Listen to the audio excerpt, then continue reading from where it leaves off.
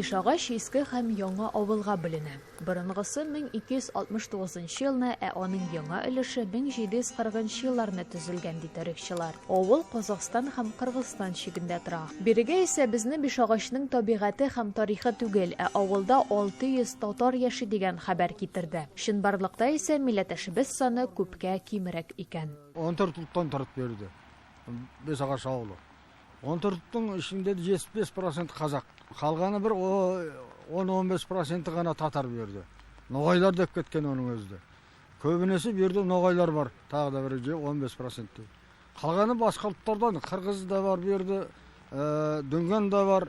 Бүген сүз нәкъ менә шул татарлар һәм ноғайлар турында барачак. Бирик әфәнде сүзләренчә, бүген авылда 300-гә якын татар яши. Һәм тарихның һәрбер шыр битендә алар күп кыенлыклар аша үтә. Шипшин татар да тормыш мехнәтен күп күрә һәм төрле сәбәпләр басымы аркасында үз милләтеннән читләшә.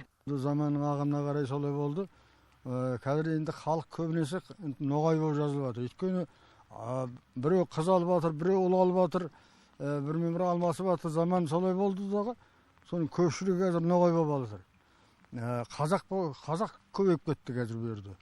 Бүген кызганычка каршы биредә яшәүче милләттәшләребезнең берсе дә безнең белән күрешергә риза булмады. Аның сәбәпләрен без төгәл әйтә дә алмыйбыз. Шуңа күрә татарларны без үзебез җирле халык арасында эзләргә булдык. Бишагачлыларга килгәндә, алар биредә игенчелек, бакчачылык белән шөгыльләнә, мал-туар асрый. Уңай һава торышы һәм җылы кышлар моңа күп ярдәм итә. Иң кызыгы шунда ки, авылчылар казак теле белән беррәттән татар телендә куллана.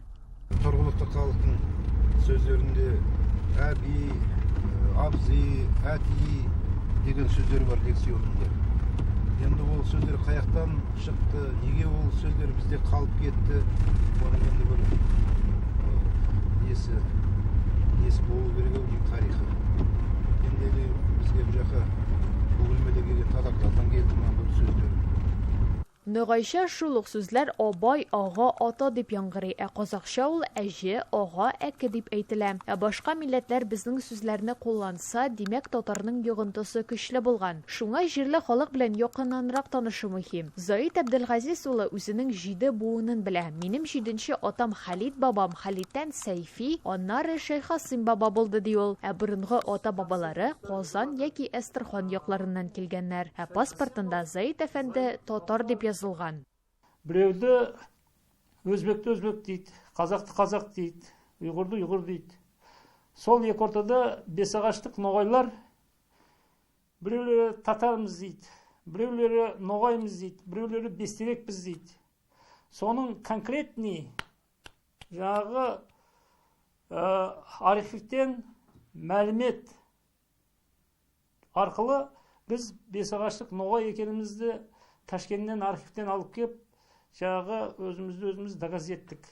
Татарлашкан ноғаймы, ноғай булган татармы, ноғай татарымы, бары бер тарих кына белә. Һәм һәрбер кешенең үзен кем дип тә санарлык хакы бар. Әмма шунысы факт: татар үзеңе Бишагачта вакыт һәм кысырыклау белән юкка чыкса да, телдә, халык йөзләрендә һәм буыннар исемендә ул әле дә исән. Таңсылу Насырова, Татарлар, Бишагач авылы, Казакстан.